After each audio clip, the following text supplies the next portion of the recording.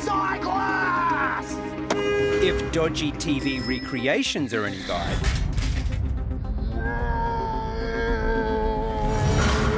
bike rage is a big problem. Even more compelling, over 70% of cyclists get harassed once every 2 weeks. I don't. Get lost! That's while your average car driver might only cop it a few times a year.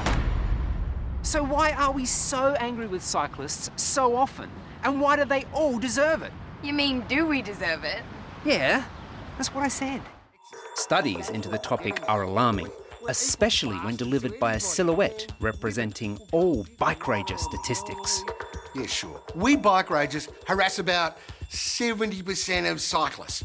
But we are creative. Of those, we scare the life out of 66% of them by driving really close. And we shout abuse at about 63% of them. So the lucky ones got both. But for a special 45%, we save the best. Nice basket, sunshine! A little bit of sexual harassment or an obscene gesture or two, if you know what I mean. Do ya? Do ya? And if you'd like to increase your chance of being targeted, wearing Lycra is a good start. But why all the abuse? It must be because they cause so many accidents. That's actually not correct. And a large study that was done in Queensland, which looked at all crashes between cyclists and motor vehicles between 2000 and 2008, found that in only 44% of those cases was the cyclist deemed to be at fault. So that means that the majority of those crashes were actually caused by motorists. And the majority of the time, the cyclists at fault were under 16 or over 80 years old, not middle-aged men in Lycra. So if anything, we're abusing the wrong people, right? Simon, I'm not quite sure of your logic there, but What are you I don't talking think about? I'd be interpreting it that way. Whatever. None of them have any regard for road rules. They're constantly running red lights. They're a menace. He's got a point. Well, no, not really. We used a covert video camera at 10 signalised intersections across Melbourne.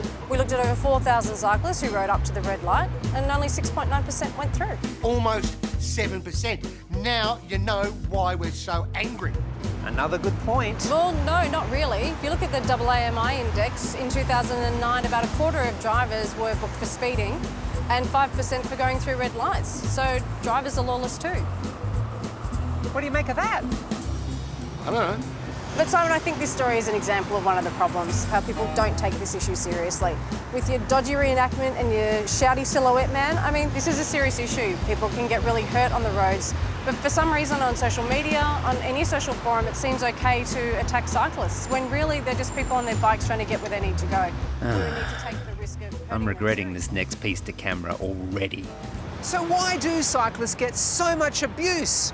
Well, some theories have been put forward by psychologists. Well, then we're going to need a latte.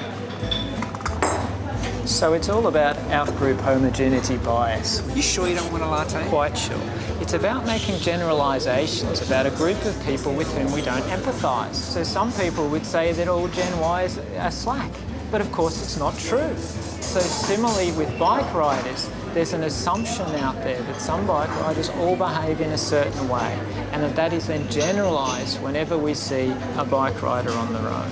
And in a different way, we look at motorists as being part of us, one of us, the in-group. And so when we see a motorist breaking through a red light or travelling at a high speed, we see that as a trait that's attributable to the individual rather than to the whole group. But while our brains seem biased, our eyes aren't helping either. Studies suggest car drivers have difficulty seeing bicycles, particularly if they aren't expecting them. And when we don't see the bike until the last minute, we see rage. bloody cyclists! A study that analysed 500 looked but failed to see crashes concluded that drivers failed to see a two-wheeled vehicle because they were looking for other cars, not bikes.